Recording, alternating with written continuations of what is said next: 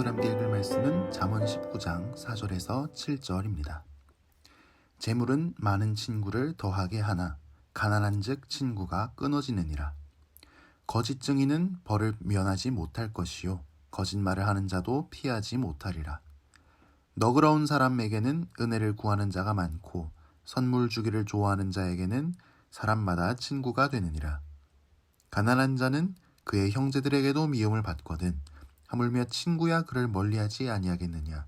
따라가며 말하려 할지라도 그들이 없어졌으리라.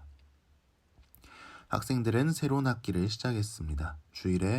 주일학교 친구들에게 새로운 반은 어떤지 좀 물어봤는데요. 자기 반 선생님은 착하고 좋은데 좀 도도한 성격인 것 같다고도 하고요. 같은 반 친구들이 다 착한 것 같다고도 했습니다. 그런데 어린이들이 꼭 빼놓지 않고 하는 이야기는 원래부터 알던 친구가 같은 반에 있는지 없는지입니다. 원래부터 알던 친구가 같은 반에 많은 친구도 있었고요.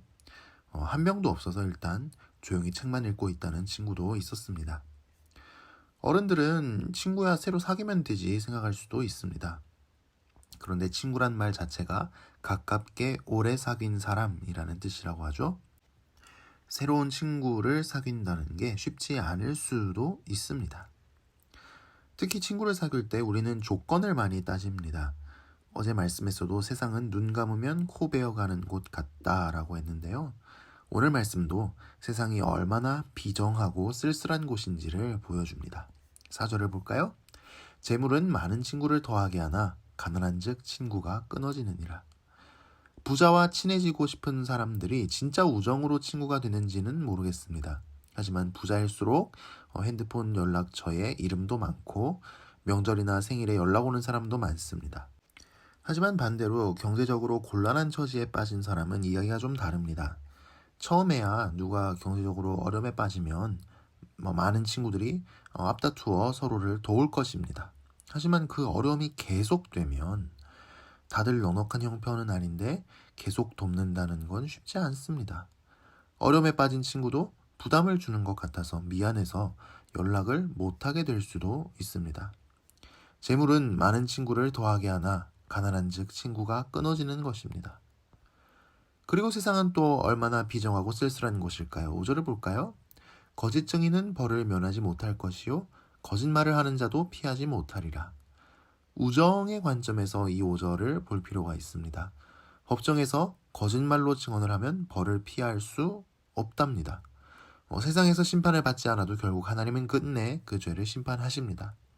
하지만 친구를 위해서, 특히 나에게 도움을 줄 수 있는 부자, 권력자인 친구를 위해서 법정에서도 거짓 증인을 서슴지 않는 일이 세상에서는 일어납니다.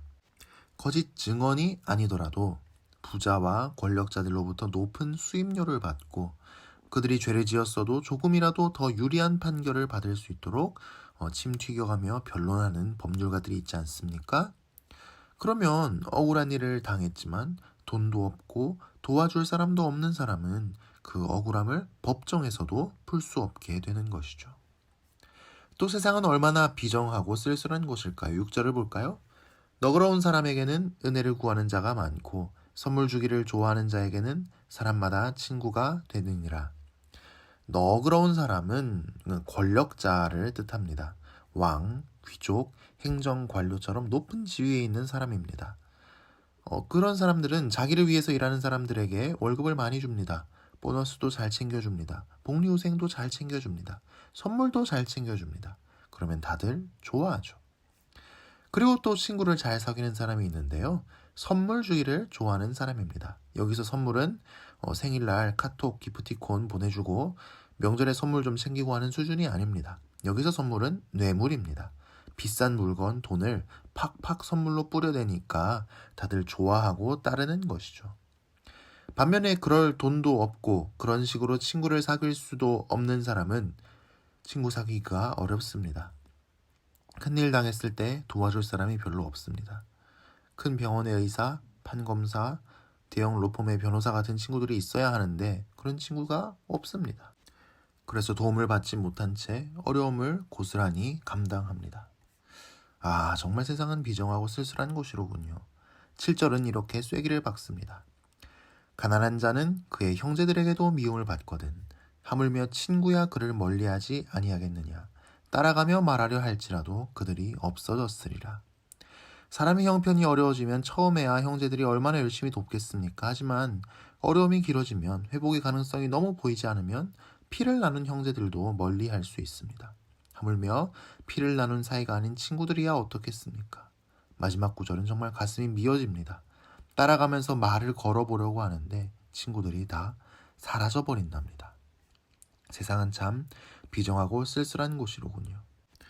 이런 경제적인 조건의 문제뿐만 아니라도 현대사회는 친구를 사귀기 쉽지 않은 곳입니다. 옛날에야 한 동네에 몇 대째씩 살았지만 지금은 이사가 잦습니다. 옛날에는 힘을 모아야 공동의 문제를 해결할 수 있었지만 지금은 알아서 돈으로 해결할 수 있습니다. 아파트에 살고 자동차로 출퇴근하면서 우리는 고립된 삶을 삽니다. 그러다 보니 누군가를 믿고 서로를 오픈하는 일은 점점 더 어려워지고 있습니다. 현대사회는 이렇게 외로운 곳입니다.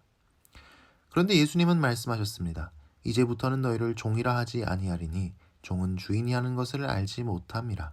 너희를 친구라 하였노니 내가 내 아버지께 들은 것을 다 너희에게 알게 하였음이라. 예수님은 하나님께 순종하고 하나님과 함께 하나님의 일을 하는 것이 너무나 즐거우셨습니다. 예수님은 하나님과의 관계에서 누린 즐거움을 우리에게 주기를 원하십니다. 바로 우리를 예수님의 친구로 삼아주심으로써 말입니다. 예수님은 우리가 예수님께 순종하고 예수님과 함께 예수님의 일을 하면서 예수님과 함께 즐거워하기를 원하십니다. 이것은 예수님의 종이 되는 게 아닙니다. 종은 자기가 하는 일이 무슨 일인지도 모르고 시키는 대로 합니다. 하지만 예수님은 예수님의 모든 계획을 우리에게 알려주시면서 나와 함께 가자라고 말씀하십니다.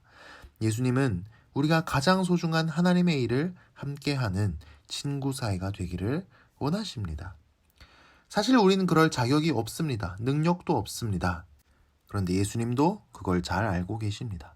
우리가 예수님과 함께 일하는데 방해나 되지 않으면 다행인 수준이라는 걸요. 그런데도 예수님은 우리를 친구 삼으셨습니다. 예수님과 함께 가장 소중한 하나님의 일을 하는 파트너로 삼으셨습니다. 예수님은 우리의 영원한 친구이십니다. 그리고 예수님은 우리를 많은 친구들에게로 인도하십니다. 바로 예수님의 몸인 교회로, 교회의 형제 자매들에게 우리를 인도하시는 것입니다. 물론 교회 생활도 쉽지는 않습니다. 새로운 사람들을 사귀어야 하는가 하면 서로가 상당히 다르기 때문입니다. 새 학기를 맞아서 새로운 반에서 새로운 친구를 사귀어야 하는 주일학교 어린이들을 위해 이렇게 기도해 줬습니다. 내가 먼저 좋은 친구가 되어줄 수 있게 해주세요. 우리 모두 서로에게 먼저 좋은 친구가 되어줘서 주님의 몸 교회에서 진정한 우정을 나누게 되시기를 축복합니다. 함께 기도하겠습니다. 하나님 아버지, 이해타산에 사로잡힌 수많은 인간관계 속에서 정작 우리 영혼은 외로워하고 있었습니다. 주님께서 우리의 친구가 되어주시니 감사합니다. 우리가 무슨 일을 할 때나 모든 일을 주님의 일로서 주님과 함께 감당하며 주님 주시는 기쁨으로 가득 차는 오늘 하루가 되게 하여 주옵소서. 교회 공동체에서 피상적인 인간관계가 아니라 진실한 우정을 나눌 수 있는 복도 우리 모두에게 주시옵기를 원합니다. 세상 속에서도 학교에서, 직장에서, 가정에서, 이웃과의 관계 속에서 외롭지 말게 하시고 좋은 친구들을 주시옵시고 우리가 먼저 좋은 친구가 되어줄 수 있도록 복 내려 주시옵소서. 오늘 하루 우리 영혼과 몸을 지켜주시옵시고 우리가 하는 모든 일 가운데 주님 주시는 기쁨이 가득 넘치게 하옵시고 주님이 언제나 함께 하시고 우리 좋은 친구가 되시는 줄을 체험하는 하루가 되게 하여 주옵소서. 사랑하는 가족을 돌보시며 주님께 돌아오기를 바라며 기도하는 사랑하는 이들이 진실한 친구 되신 주님께 속히 돌아오게 하여 주옵소서. 예수님 이름으로 기도합니다. 아멘.